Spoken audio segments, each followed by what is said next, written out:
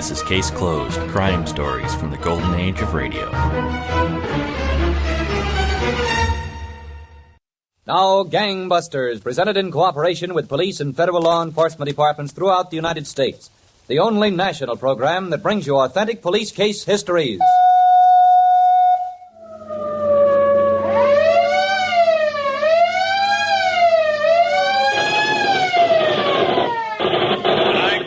Gangbusters presents the case of the Quincy killers, who didn't know that a railroad ticket in the hands of alert detectives could be a one-way ticket to the gallows. Gangbusters has asked the Honorable Peter F. Hartman, former Chief of Police, Quincy, Illinois, to narrate by proxy tonight's case.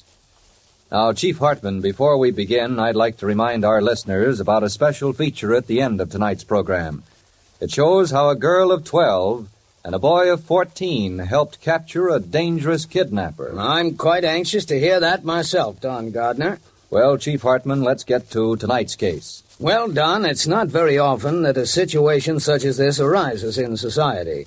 I've been a police officer myself for 23 years, and this was the first time I ever ran into anything like this case. Well, why don't you start right in, Chief Hartman? All right, Don.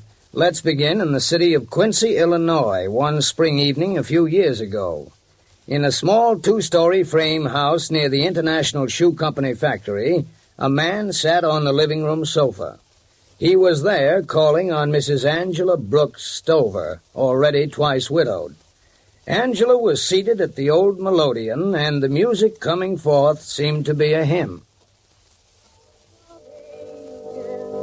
Left for me. Angie. What? Don't you know anything except church music? It's music, isn't it? I learned it when I was a child, and I've never learned nothing since. Well, you ain't a child now. My husband's liked my playing. Both of them. Is that what killed him? Will Heinz. I'm never going to invite you back for another evening. Don't then. Will. Huh? I baked a cake this afternoon. What kind of cake? Chocolate, with white inside. Well, let's have some. You know, I baked every day for both my husbands. Is that so? Every day. Now, look, Angie, you're not hooking me for number 3, so if you're going to make hints, good night. Will, what's the matter with us getting married? Is there something about me you don't like? No, Angie, it ain't that. But... Certainly time he was getting married. Well, it's my father. There'd be nobody to look after him. Since when's he sick in bed and look after himself? It's you that's clinging to him. Now, wait a minute. I can take care of If myself. you didn't have that old goat to drag around with you, maybe you'd get someplace in this world. Pop is plenty smart. He's smart enough for me to listen to. You're just scared of him, that's all. Like any minute he was going to take you out in the woodshed. Like you were still running around in knee pants. That ain't so, Angie. You got more company? No, Who you expecting? nobody. I don't think anybody. Well, don't stand there. See who it is. All right. Yes, what? Oh, Mr. Heinz. Yes, Mr. Heinz. Will, it's your father. I guess Will knows me when he sees me. But won't you come in, Mr. Heinz? I was just about to serve chocolate cake. Well, I like chocolate cake, if it's good.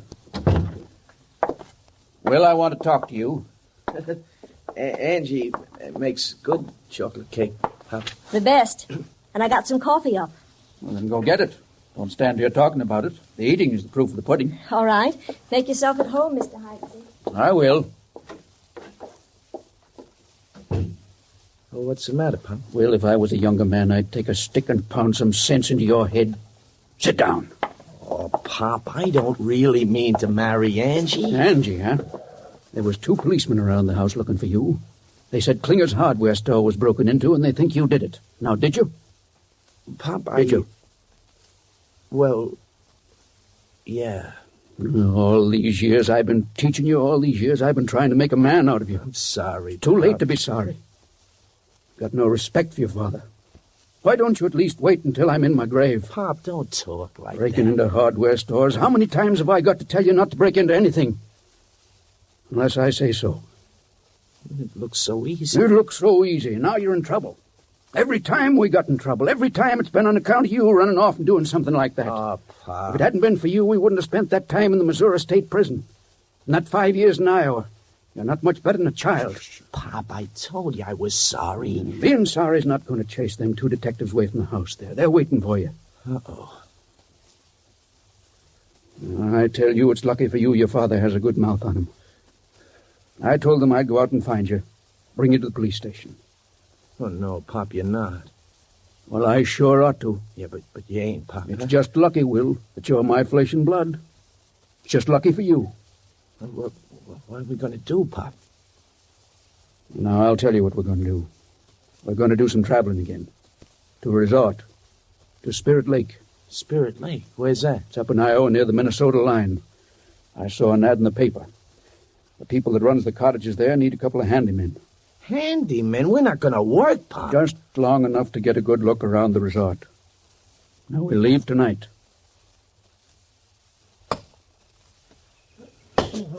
Spend all day chopping wood just so somebody can burn it up. Will? Fine job we got. Will? What, Pop? Put that axe up, Will. Mrs. Miller says dinner's on the table. It's about time. Where have you been all day?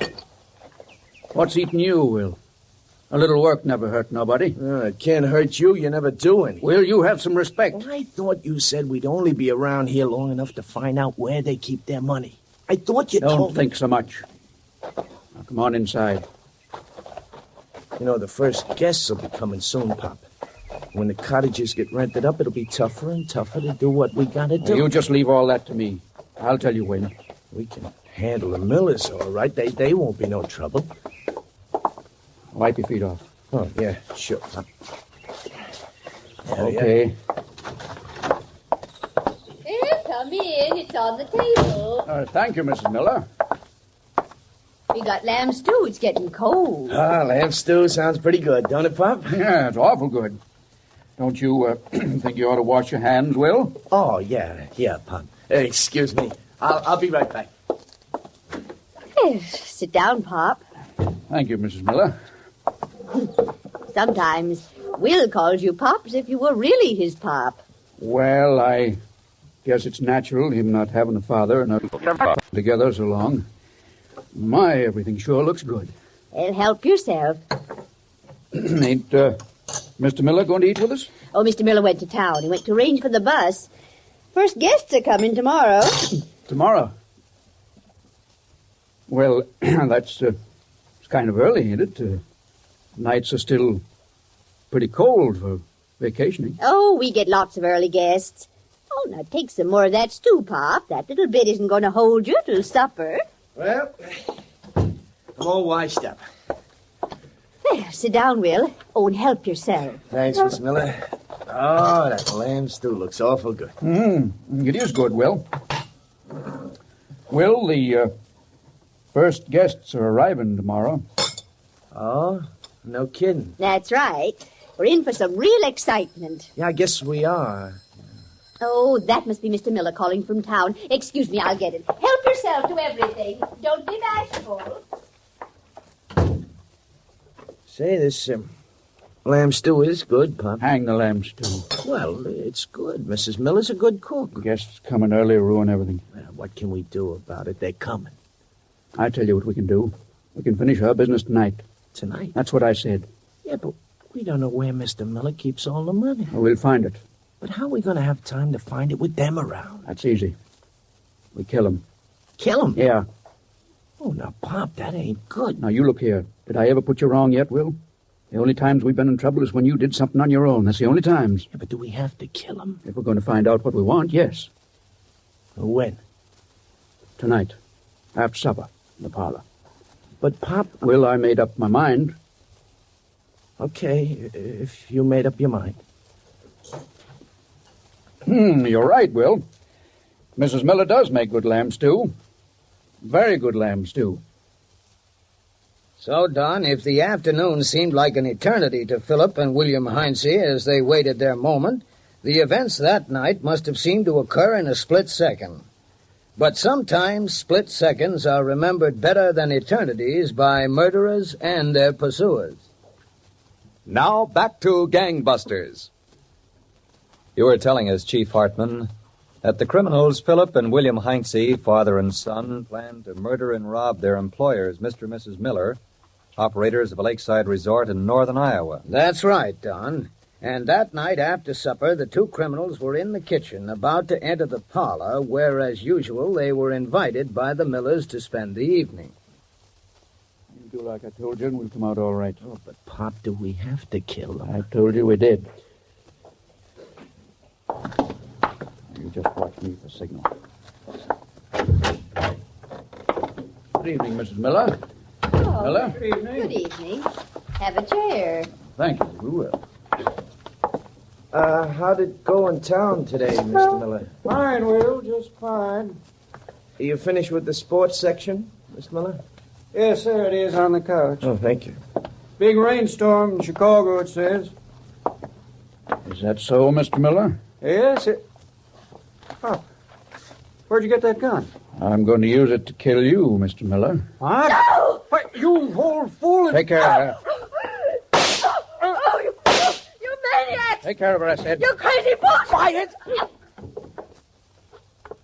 Hit her again. Now, here, shoot her. Oh, no, Pop, you do it. So I have to do everything? All your life I've been doing things for you. Now, here, you shoot her yourself. Go on. Shoot her. Pop, I said shoot her.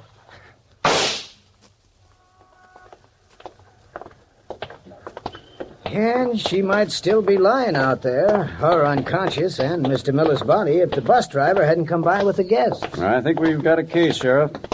Well, this is Cousin's furniture store here. Oh, before we go in, besides being the leading furniture merchant and undertaker, Mr. Cousins is also coroner of the county. He'll probably want to talk to us about holding the inquest. I understand.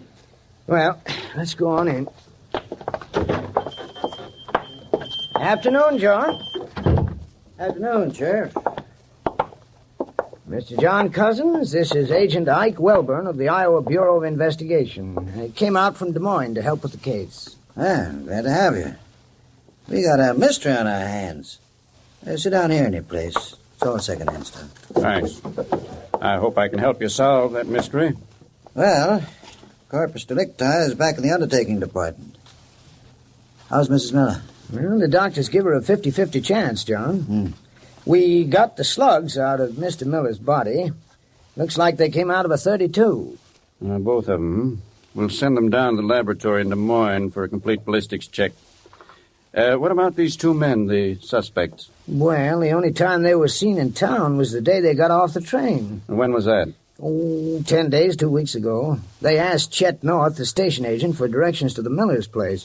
Chet phoned out, and Miller drove in for him. I guess Mrs. Miller could give you more information about them than anyone else. Well, apparently Mrs. Miller won't be able to give that information for a while. If at all. If they'd already been hired by the Millers, must have been some correspondence between them. Well, my men certainly couldn't find anything. No payroll book, nothing. Nothing at all. You know, it's strange how the young one and the old one seem to travel together. Mr. Miller was talking about them at the feed store one day. He had an idea they were some kin, but he never asked. Wasn't the nosy kind, as long as they did their work. They did their work all right. Come on, Sheriff, let's walk over to the depot and talk to that station agent. I want to see if I can make certain of the exact day they got off the train.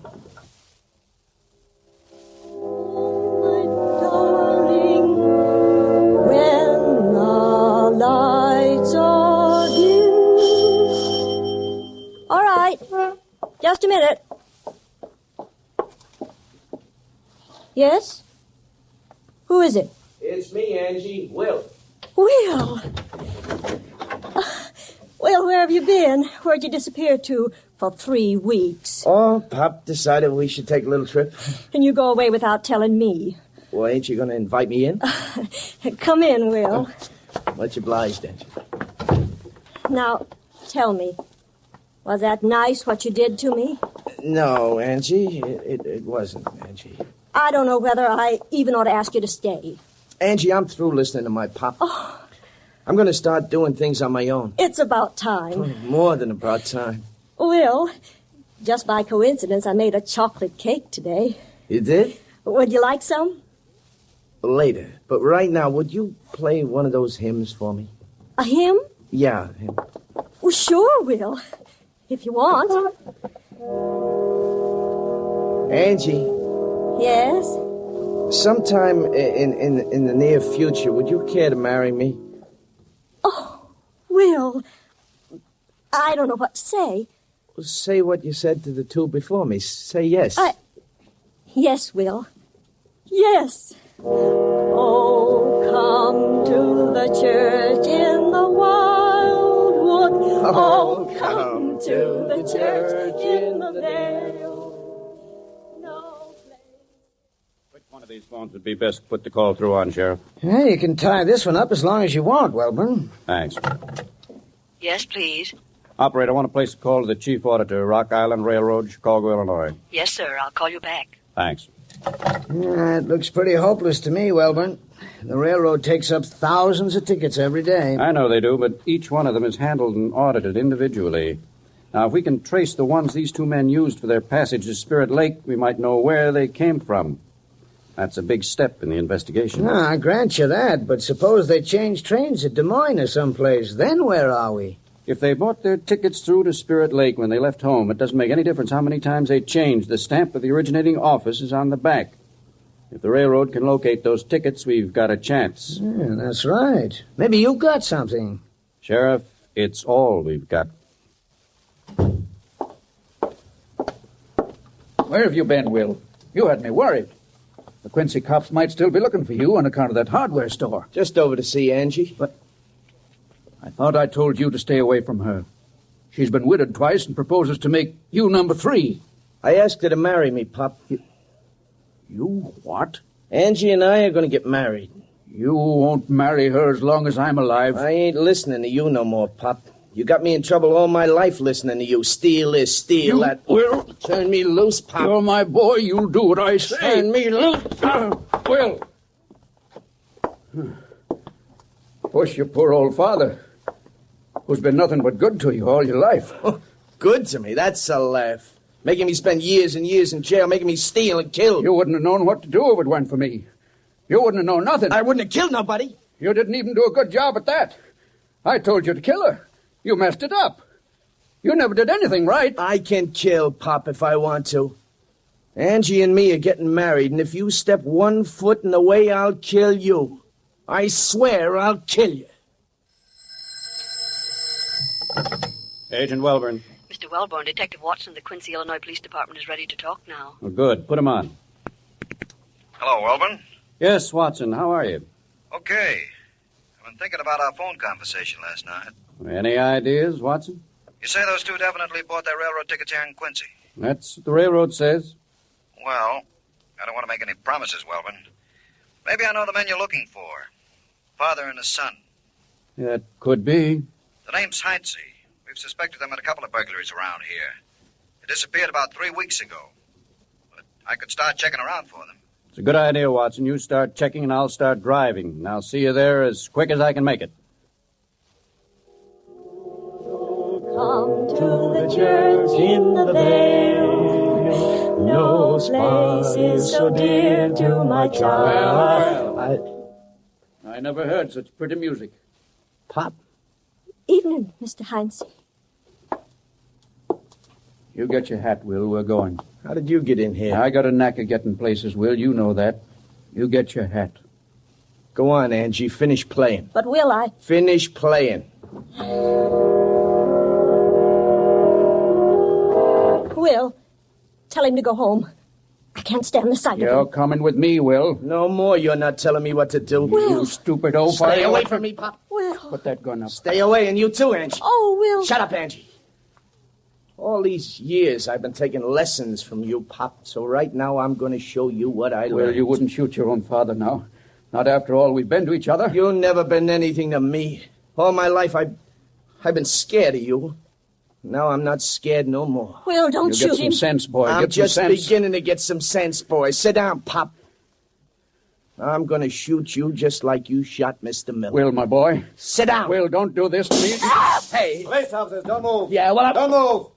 Got a half a dozen guns on you. Oh, Will. You lady, Open the door. Don't do it, Angie. Open the door! All right. One side. That's it. Just keep your hands up. Hey, he's my son, officer. We were only joking. I wasn't either joking. If there's any humor in this situation, it's beyond me. And you won't think it's so funny either when you face the judge and the jury. That done was how this strange pair of killers, father and son, were apprehended. They were returned to Iowa, where they were found guilty of murder in the first degree. On March 29, 1946, Philip and William Heinz paid the extreme penalty for their crime on the gallows at Fort Madison State Penitentiary. Well, thank you, Chief Hartman, for this most unusual case history. And gangbusters, congratulations to all the police officers whose brilliant investigation brought this pair to justice. Now, as a special feature, Gangbusters presents an interview with the two young listeners who were responsible for the apprehension of the dangerous kidnapper, John Harvey Bugg, whom they recognized from the description given on a gangbuster's clue. Here they are from the studios of KEX, ABC's new 50,000-watt outlet in Portland, Oregon. Hello, I'm Pauline Virgin, age 12. I'm a Girl Scout. And I'm Navarre Smith, 14, and a Boy Scout. Well, Pauline and Navarre, you've had quite an exciting week. And now you're on Gangbusters. Why don't you just go ahead and tell all these millions of people just how it happened? All right, Mr. Hunter. You see, we live in Gerhardt, Oregon. And everybody... Gerhardt's about 80 miles from Portland. Isn't that right, Pauline? Yes, sir. Well, you see, I took riding lessons from Cowboy Jim. Mm-hmm. And, Saturday night when I was listening to Gangbusters, I heard the description of him. And it said that he had the limp and the tape on his fingers. Mm-hmm. What was the description that they gave in Gangbusters? Did they say he had his fingers taped? Yes, he did. Oh, I see. And then this Cowboy Jim had his fingers taped, too. Mm-hmm. Well, you were pretty suspicious then, weren't you? Yes, I was. Well, what did you do about it? Well, I told my cousin Navarre Smith. Oh, I see. Navarre, how did you feel about this whole thing? Well, I thought if the FBI wanted this kidnapper, that the best thing to do was to turn him in. I went over to Seaside and turned him in to the policeman there.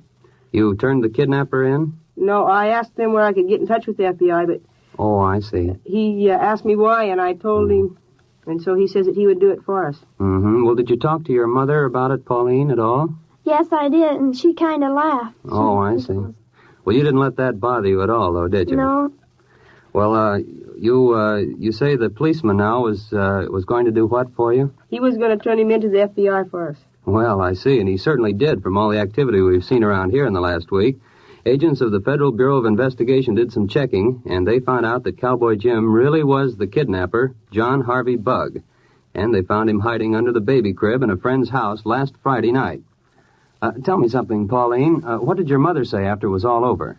Well, she was kind of thrilled about it. She didn't think it could happen. Well, she kind of admitted, too, that kids can be right sometimes, Yeah. didn't she? Well, you and Navarre certainly were right, and observant, too. And now, on behalf of Gangbusters, I want to present each of you with a check for $100. Oh, boy. And we hope you'll continue to be observant young citizens. Thank you, Mr. Hunter. Thank you. Now, this is Ben Hunter, transcribed from the studios of KEX Portland, Oregon, switching you back to Gangbusters in New York. Thank you, Pauline Virgin and Navarre Smith. And Gangbusters, congratulations to both of you.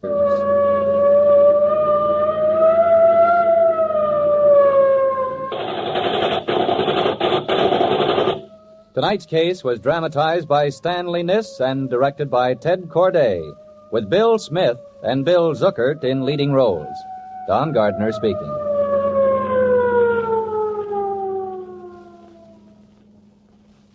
Gangbusters is a Phillips H. Lord production.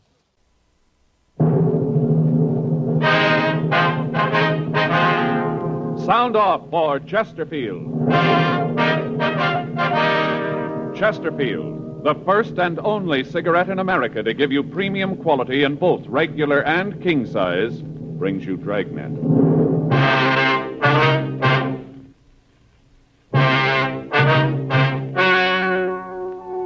Ladies and gentlemen, the story you are about to hear is true. The names have been changed to protect the innocent.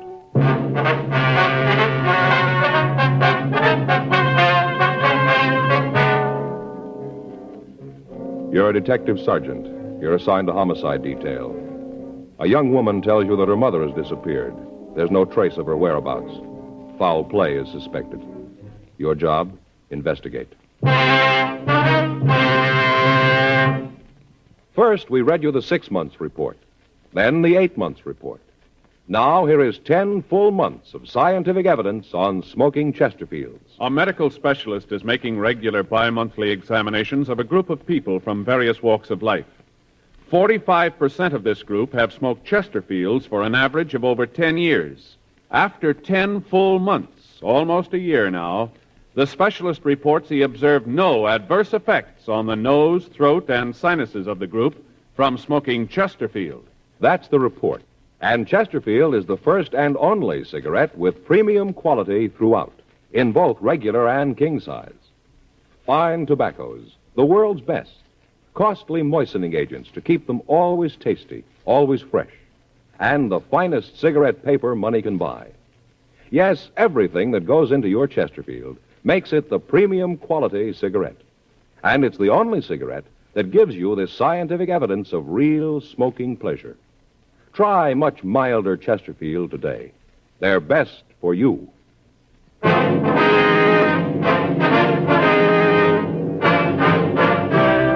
Dragnet, the documented drama of an actual crime. For the next 30 minutes, in cooperation with the Los Angeles Police Department, you will travel step by step on the side of the law through an actual case transcribed from official police files. From beginning to end, from crime to punishment, Dragnet is the story of your police force in action. It was Tuesday, August 5th. It was hot in Los Angeles. We were working the day watch out of homicide detail. My partner's Frank Smith. The boss is Thad Brown, chief of detectives. My name's Friday. We were on the way out from the office, and it was 10:46 a.m. when we got to 4298 North Estrella Street. The front door. Hot. Yeah, it sure is. Yes, Mrs. What's her name? Randall, Ella Randall. Mm-hmm. Did she say what this was about? I just said that her mother had disappeared. She wanted to talk to us about it. Uh-huh. Yes? Ms. Randall? Yes, that's right. Police officers, ma'am. Oh, yes, come in, won't you? Thank you. Thanks, ma'am. Warm out. I think I'll leave the door open. Hope the flies don't come in. My name's Friday, Mrs. Randall. This is my partner, Frank Smith. How do you do? How do you do, ma'am? Could you tell us just what it is you want to see us about? Well, of course. Sit down, won't you? Thank you, Miss Randall. Would you like some tea or something? I have some ready in the kitchen. No, thanks. Just what was it about your mother, Mrs. Randall? Now that you're here, I guess maybe I could be wrong about it. I was so sure. Well, just what is it, ma'am? Well, Mama's gone. I don't know how long it's been, but she isn't with Papa. Well, what's your mother's name, Ms. Randall? Bertha Schroeder, my father's Henry. Uh-huh. What makes you think there might be something wrong? You said on the phone that you were pretty sure that something had happened to her. Well, yes, I guess I ought to start at the beginning. It's kind of a dull story, but maybe it's the best way. All right, ma'am. You sure you wouldn't like a glass of iced tea? No, thanks, ma'am. Thanks just the same. Mind if I get some? Just take a minute. All right. Hey, it's a nice place, huh? Yeah, it is. Sure decorated nice. Hey, look at those trivets. What? Trivets. Those little things over the fireplace, those brass things. Yeah. Faye's been wanting some of those. He used to use them to hold irons, you know. They get hot, and you put them on the ironing board so they won't burn the cloth. Put them on those things. Yeah. I brought a couple extra glasses in case you decided you wanted some. Well, if you just go ahead with the story, Ms. Randall. Yes, well, to understand it, really, you'd have to know Papa. Mm-hmm. He came over to this country when he was just a boy, only about 16 or so. Landed here and couldn't speak more than a dozen words of English. Went to work in New York. Worked as a construction man. Worked hard. Met Mama there, and they got married. Right after that, they moved out here. Bought a house, and Papa went into business for himself. Yes, ma'am. Well, maybe it was the life he'd had when he got here. I don't know, but he always treated Mama like she was so much dirt. Mean. Time went on, he got meaner to her. Remember when us kids were in school, he used to yell at her all the time. He'd get in a mood, and he wouldn't talk to any of us for days at a time. Is that so? I never knew how Mama took it. She never said anything, just stand there and let him scream at her. Then when he was finished, she'd just kind of shrug her shoulders and take us kids out of the house, walk around for a while, and then go back to the house. By that time, Papa was so mad he wouldn't talk to anyone. Uh-huh. Go ahead. Well, all of us kids married young. I got married when I was 16. The rest of the kids weren't much older than that. Papa didn't want us around after that. Said for us to get out and make our own way. Said that we had to. So there's no reason that we shouldn't. You sure you don't want some of this? No, thank you, ma'am. Thank you very much, ma'am. Would you mind going ahead, Ms. Randall? Yeah, yes. A couple of months ago, I tried to call Mama. The operator told me that the phone had been disconnected. Beg your pardon? The operator told me that the phone had been disconnected when I tried to get hold of Mama. I see. Now, I waited a couple of days. I figured that maybe she'd call me. Yes, ma'am. Well, she didn't. You see, once we were out of the house, none of us went back. Papa's retired, and none of us wanted to see him. It's a terrible thing to say, Mr. Friday, but it's true. Ma'am? We all hated him, all of us kids, for what he'd done to us, the beatings and all. But most for what he'd done to Mama. She was only 52, and she looked like she was 92. It was terrible the way he treated her. I see. And like I said, we'd never go over there, but Mama come to see us whenever she could. She'd come over, visit for a little bit, talk about the kids and things. Yes, ma'am. Well, I didn't hear from her, and I got a little worried that maybe she was sick. If she was, I know that Papa wouldn't tell us, so I went over to the old house, and I rang the bell. I was kind of braced because I thought I'd see Papa and there'd be an argument, but there wasn't. Ma'am? No argument. Oh. Papa didn't answer the door. Some young woman answered it, and I asked if I could see Mrs. Schroeder. Right away, I knew there was something wrong. Well, how was that, ma'am? Well, I could see inside the front door. The living room had all been changed around. There was new furniture. It looked like the walls had been painted, too. Mm-hmm. What did the woman say when you asked for your mother? She said they didn't live there anymore. Said that they'd rented the house, and that they'd been living there for the past month. Mm-hmm. Well, at first, I don't think I believed her. I asked her who rented the house to her, and she said Papa did. Then I asked her where he was. What'd she say to that? Well, she gave me his address. I went over there to talk to him. It was a little tiny apartment just off La Brea. He said that Mama was gone. I asked him where she'd gone, and he said that she was on a vacation. Mm-hmm. Well, I know him well enough to know that he'd never let her go away. Be no one to darn his socks and keep the house clean. Yeah? I wanted to know where she'd gone in this vacation. He said back to the old country. Said she wanted to see her family. He said that they'd gotten a letter from her sister that she was sick and wanted to see Mama. Mm-hmm. Well, right then I called him a liar. Told him right to his face that he was lying. I kind of thought that he'd hit the ceiling, but he didn't. He just smiled and said that I had no call to say anything like that. He asked me why I said it. What was that? You thought that he'd hit what? Well, I thought that he'd hit the ceiling when I said that to him, yes, when I ma'am. called him a liar, I mean, Mm-hmm. I told him that if Mama had left, she'd have written, maybe not to me, but to one of the kids. I called around, and when I didn't hear from her, none of the kids had either. They were all worried about her, too. I see. Well, what did he say to that? He said he couldn't understand it, so that he'd gotten a letter, that he'd gotten it not more than a day or so before, that she'd arrived safe and was having a wonderful time. This was a letter. Huh? Yes, this was a letter he got from Mama. Well, I told him I thought he was lying. Then he said that he'd show me the letter. Well, did he? Well, yeah, he showed me the letter, but he wouldn't show me the envelope, just the letter. He said he'd thrown the envelope away. Well, was the letter from your mother, ma'am? Well, sort of from the words it was. Told all about her trip and how she was enjoying herself. Said that she was with her sister and that she was getting better. And then she went on to tell how much she missed Papa and all. Uh-huh. Right away, I could tell that it wasn't Mama's handwriting. She never wrote that letter. Beg your pardon? I said that I knew it wasn't Mama's writing on that letter. Yeah, well... Well, that's when I thought about calling you. Then later I remembered something, and then I made up my mind about calling you. What was that, Ms. Randall? Well, Mama only had one sister living. She died 3 years ago. 11:13 a.m. We continued to talk to Ella Randall. She told us that she was sure that her mother would not have gone off of her own free will. She said that when she last saw Mrs. Schroeder, she appeared to be in good health and in good spirits. We got the names and addresses of the other children in the Schroeder family. We also got the address of the Schroeder relatives in Europe. Ellen Randall told us that we could find her father at the apartment, and she gave us the address. 12:15 p.m. Frank and I drove over to see him. This is ridiculous, utterly ridiculous. Well, maybe so, sir, but we'd like to see the letter that came from your wife. We could. Officer, I'd like very much to show it to you. Really, I would, but I can't. Why not, sir? For the reasons that I haven't got it anymore. I destroyed it, burned it a couple of days ago. Who's your wife staying with, sir? It was her sister. Uh-huh. Well, from what we can find out, sir, your wife's sister died 3 years ago. How could your wife be staying with her? Oh, all right, I suppose I might as well tell you about it. Doesn't seem to be any other way. All right, sir. Go right ahead. First off, my wife is not in the old country. She's not with her sister. What you heard is true. Uh-huh. Officer, what I have to tell you is very hard to say. I find it hard to find the right words. That's all right, sir. You just go ahead. We've been married for 30 years. 30 years, man and wife, and then she did this. Almost broke my heart, officers. Is one of you married? Oh, yes, sir. My partner here is. Then you'd know what I mean. You'd know how it is. Sir? She left me. Packed her things and left. Didn't give me any reason. Just said she didn't want to be my wife anymore. Said she didn't want to share my roof. Just left. 30 years. All that time, and she left. What kind of terms were you and your wife on, sir? What do you mean, this term? Well, did you and your wife get along all right? Were you happy? Certainly. As I said, we were married 30 years. Yes, sir, I understand that, but did you ever have any quarrels?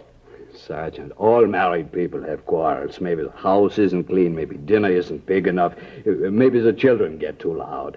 All married couples have quarrels. It's part of living together. Well, from what we understand, sir, some of the arguments you and your wife had were pretty serious. The people who said that are liars. They seem pretty sure. Liars, that's what they are. Oh, sometimes maybe I'd forget myself, get a little loud, but serious, never. How'd you get along with your children, Mr. Schroeder? My children? Yes, sir, that's right. How'd you get along with them? All right, they were a little wild. All children over here are like that, wild. They don't respect their elders, but I got along good. There seems to be a difference of opinion on that, too, sir. We've heard that you and your children weren't on too friendly terms. And you believe this? You think that this is true? Mr. Friday, Mr. Smith, these were my own flesh and blood. I loved them, still do. Maybe that sounds hard to believe. I can imagine what you've heard. I know. I've heard about this before. I know who told you. You didn't think I'd know, but I do. It was Ella, wasn't it? Wasn't it? Who told us isn't important, sir? But it is. You see, this is very hard for me to say.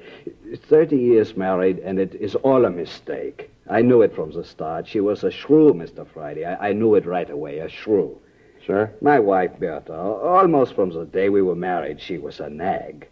All I wanted in life was to do a day's work and come home and read the paper, maybe have a pipe of tobacco, rest, work, and have my home. Maybe someday when the children were grown, they'd say, Papa was good. He gave us a good house, and he was good. That's all I wanted. Yes, sir? Bertha didn't want that.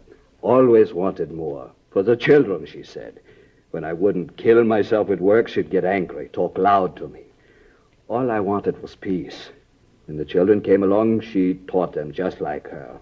How do you mean, sir? Told them what a mean man I was, turned them against me. My own children, taught them to hate their father, their own father. Yes, sir. Well, why didn't you tell your children that your wife left you? No, Mr. Friday, I couldn't do that. This would break their hearts. They might hate me, but I don't want them to hate their mother. I couldn't do that.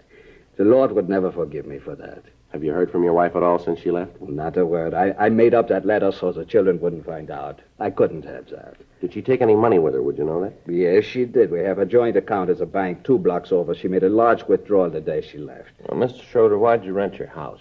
It was sold by myself. The house was full of Bertha. All the things were hers. Everywhere I looked, I saw her. It hurt me, Mr. Smith. I had to get out, so I came here. It's not much, but I can read the paper and out and have a pipe of tobacco. It's peaceful. It's all I need. Uh-huh. What'd you do with your wife's personal effects? I don't think I understand, Sergeant. Her clothes, the furniture from the house, things like that. They're in storage. I had some men come out and take all of it away, stored it away. I thought that maybe someday Bertha would come back and we could take up where we left off. Yes, sir. Could you give us the name of the storage company where you left the furniture? Certainly. It's out on Pico. I can give you the address. Is that important? No, sir, not really. It's just something we ought to check. Don't you think it might be better if you told your daughter about all this or about what's happened? No, Mr. Smith, it wouldn't prove anything. Nothing at all. Well, that's the way you want it, sir. There's nothing we can do about it. It's better, Mr. Friday. Believe me, I know. If they hate me, there's not much I can do about it, but I don't want to bring them any unhappiness. I couldn't do that. Yes, sir. I'm 65 years old, Mr. Friday. I worked hard all the time, harder than most men. Had 4 children. They're all grown. They have families of their own. All this, and I've got nothing. Nothing but lonely days and empty nights. Yes. It's an awful thing, just awful. Sir? To work all your life and have nothing to show for it.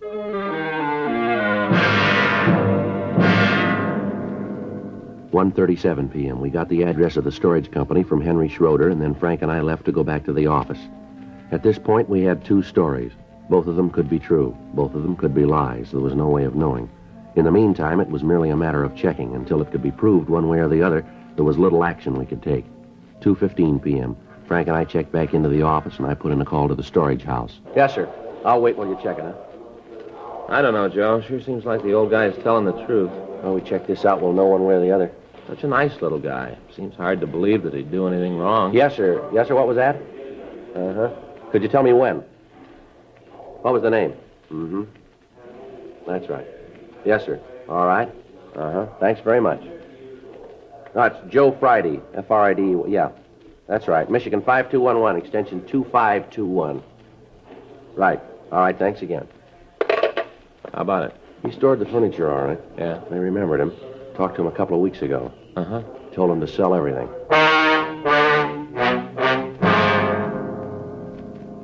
We drove out to the storage house and talked to the owner. He said that Schroeder had called them out to pack the furniture, and then he ordered it stored. A week later, he called back and told them to dispose of all the furnishings and personal effects. We called Schroeder's bank, and they told us that there'd been no large withdrawals on the date of her disappearance. Also, she'd drawn no checks since. We got in touch with the other children, and they verified their sister's story. They all said that the father was hard to live with and had on several occasions struck Mrs. Schroeder. They told us that it was possible that she had left her husband, but that she would certainly have gotten in touch with one of them if she had. They said that as far as they knew, Mrs. Schroeder was in good health, and she was in good condition mentally. One of the daughters said that they were planning on a shopping trip to buy school clothes for one of the grandchildren. The woman went on to say that as far as she knew, Mrs. Schroeder would not have left without saying something to her about not being able to keep the appointment. We got in touch with Ella Randall. She said that she would like to accompany us when we talked to the neighbors of the Schroeder woman. She said that she could point out her mother's friends and that she would be able to trace her mother's movements about the neighborhood for us. 4:15 p.m. We picked her up. We talked to the neighbors, and they told us of hearing loud voices coming from the house. They said that Mr. Schroeder was always angry at his wife, and he made no attempt to hide it. 7:30 p.m. We went on to talk to the people who had rented the Schroeder home. Come on in. Thank you very much, Mr. Armstrong. It's my partner, Frank Smith. This is Mrs. Randall. Yes, Mrs. Randall and I have met before. How are you, Mrs. Randall? How are you, Mr. Armstrong? Now, what's this all about? We'd like to ask you some questions about the Schroeders, if we could. Well, Mrs. Randall here would be able to answer them better for you. They're her parents. Well, yes, sir. We'd like some information from you, if we could. All right, go ahead. Don't think there's much I can tell you. Did you see Mrs. Schroeder when you rented the house? No, come to think about it, I didn't. Mr. Schroeder talked about her, but I didn't see her when we took the house. Uh-huh. How'd Mr. Schroeder act when you rented the place? I don't think I understand. Well, did he seem upset? Anything at all unusual about him? As a matter of fact, there was. What was that, sir? Well, the house was kind of old. You know, paint missing from some of the woodwork. Some of the paper was a little faded, and we asked him if he planned to fix it up before we moved it. You know, if he'd foot the bill. Yes, sir, we understand. Well, right away, I kind of expected an argument. He just seemed like that kind of a guy, you know, who wouldn't spend a nickel he didn't have to. Mm-hmm. It wasn't like that.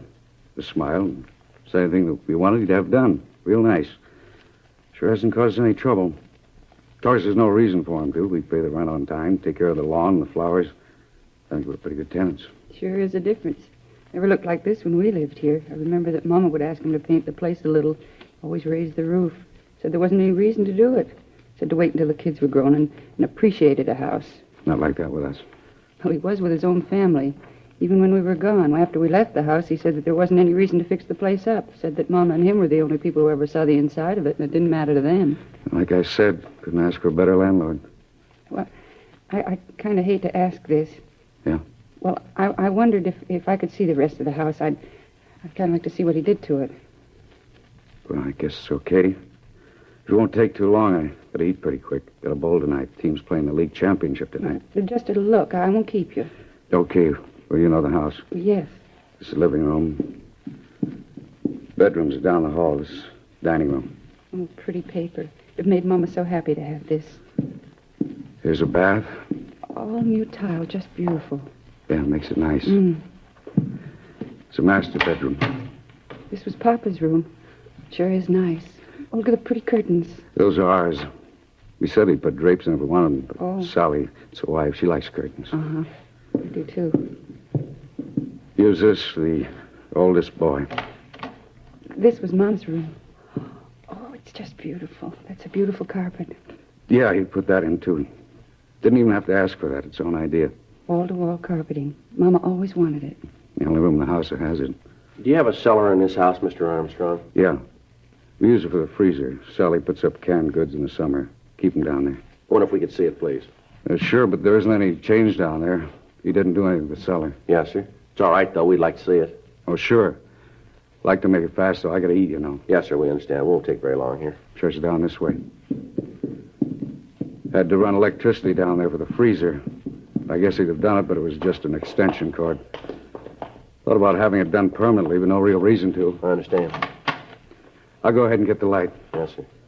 You want to wait here, Miss Randall? Why? Well, no reason, ma'am. We just thought it might be better. Well, all right. I'll wait in the living room. All right, thank you. Come on, Frank. Yeah. Not very big, just room enough for the freezer and a few shelves. Uh-huh. Cement floor, huh? Yeah. Frank? Yeah? You want to swing that light up here? I want to check something here. Oh, sure. What's this room under, Mr. Armstrong? I mean, what's above it? Let's see. That'd be the master bedroom about to there. Uh-huh. The room next would begin there. Uh-huh. That'd be Mrs. Schroeder's room, wouldn't it? From what Mrs. Randall said, yeah. Uh-huh. You got a piece of paper, sir? I'd like to get up on the freezer. I don't want to scratch it here. Why, something you want? Well, I just like to look.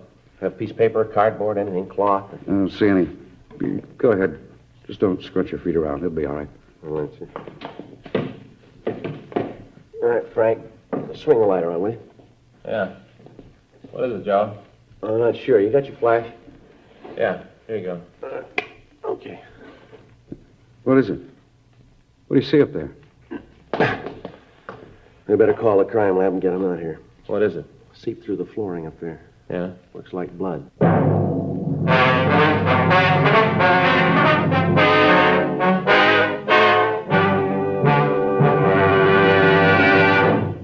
You are listening to Dragnet, the authentic story of your police force in action. All over America, smokers are changing to Chesterfield because Chesterfield is the first and only cigarette with premium quality throughout, in both regular and king size. King size Chesterfield contains tobaccos of better quality and higher price than any other king size cigarette. Well, that's certainly important to every king size smoker. Of course, it's the same fine tobacco as in regular Chesterfield. So remember, the modern way to sell cigarettes is the Chesterfield way. First and only cigarette with premium quality throughout, in both regular and king size. Chesterfield is much milder. Chesterfield is best for you.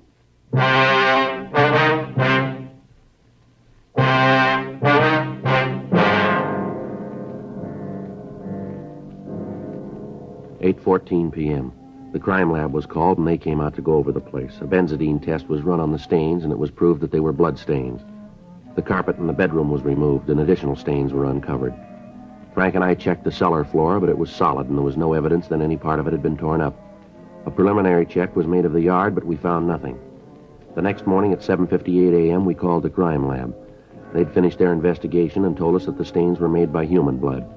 8:10 a.m., Frank and I drove out to the house to continue our investigation. Boy, it's going to be a scorcher. Yeah, it looks that way. Did you check that corner of the yard over there? Yeah, doesn't look like anything's been disturbed. Well, let's talk to the neighbors again. There's got to be an answer someplace. Okay. You know, I'm going to tell Faye to get me some of those shirts with the holes in them. What do you mean, holes in them? You know, like they wear back east. Little bitty holes between the material. That way you don't get so hot. Yeah. Hey, wait a minute, Joe. What? There's something on the grass over there by the rose bed. Oh, it's probably a locket or something one of the kids dropped. A toy, maybe. Yeah, I'll get it. Give it back to Armstrong. What do you got? Piece of dental bridge work. Looks like it's been in a fire.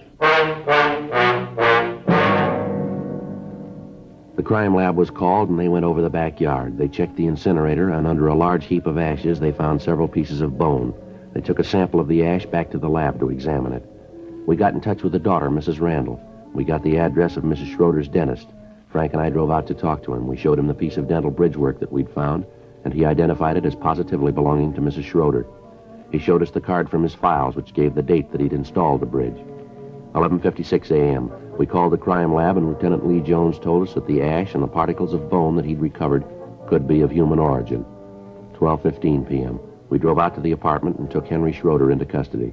We talked to him in the interrogation room. I don't understand all this. None of it makes any sense. Well, it's pretty simple, Schroeder. Simple? You say that I killed Bertha, and you say it's simple. How can you say that? Why do you say that? You must have a reason. I've told you all I know. A couple of things you didn't tell the truth about, sir. What? You said that just before your wife left you, she made a large withdrawal from your account, didn't you? That's right, she did. She did take some money. Well, in checking your bank account, we found no record of any such withdrawal. You've got no right to go through my bank account. You've got no right. This is a murder investigation, Schroeder. We've got a right to clear it up. But she did take the money. She did. You've got to believe me. It's a little hard to do, Schroeder. Since your wife disappeared, she hasn't drawn any money out of your account. Before that, she drew checks to pay the local store bills. Now, how do you explain that? I can't. I don't know what you're trying to say. I don't know what you're trying to get me to say. We're trying to get you to say the truth, that's all. But I am. You said you put all the furniture from your house in storage. Now, is that right?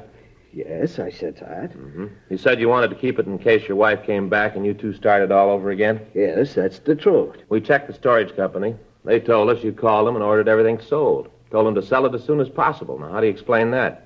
You're getting me so confused, I can't think. And we checked the house, the one where you and your wife lived. We found bloodstains, lots of them. They're human blood. I don't know. I don't know. People who live there now said that you put a carpet over the floor. Only room in the house that has a carpet. They say it was your idea. I can't think. I don't know what you're saying. Well, here's a report here. Take a look at it. It's a list of the things we found in your incinerator. Things that were burned. Now, do you want to read it, or you want me to read it to you? How about it, Schroeder?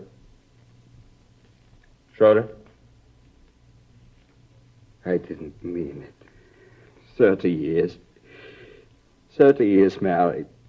I didn't mean to do it. I came home late. Real late. I'd been drinking. We had words. I hit her. I don't know what happened. I knew what I was doing. I kept hitting her. Then she was dead. I didn't mean to do it. I didn't mean to. She turns the kids against me. Turned everybody against me. 30 years married. She turned everybody against me. I'm afraid you got it wrong, mister.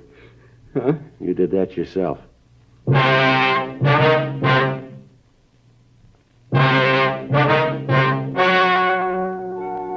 story you have just heard was true. The names were changed to protect the innocent. On December 10th, trial was held in Department 87, Superior Court of the State of California, in and for the County of Los Angeles. In a moment, the results of that trial. Now, here is our star, Jack Webb. Thank you, George Fenneman. Friends, remember this. Chesterfield is the first and only cigarette with premium quality throughout, in both regular and king size. And Chesterfield is the cigarette that gives scientific evidence of real smoking pleasure. So try Chesterfields today, either way, regular or king size. Chesterfield is much milder. Chesterfield is best for you.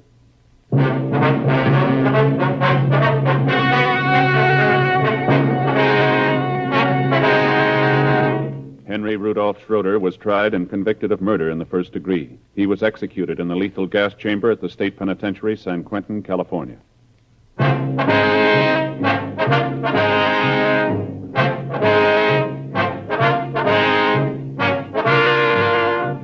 You have just heard Dragnet, a series of authentic cases from official files. Technical advice comes from the Office of Chief of Police W.H. Parker, Los Angeles Police Department. Technical advisors, Captain Jack Donahoe, Sergeant Marty Wynn, Sergeant Vance Brasher. Heard tonight were Ben Alexander, June Whitley, Harry Bartell. Script by John Robinson. Music by Walter Schumann. Hal Gibney speaking. For a million laughs, tune in Chesterfield's Martin and Lewis show Tuesday night on this same NBC station. And sound off for Chesterfield, regular or king size. You'll find premium quality Chesterfields much milder. Chesterfield is best for you. Chesterfield has brought you Dragnet, transcribed from Los Angeles.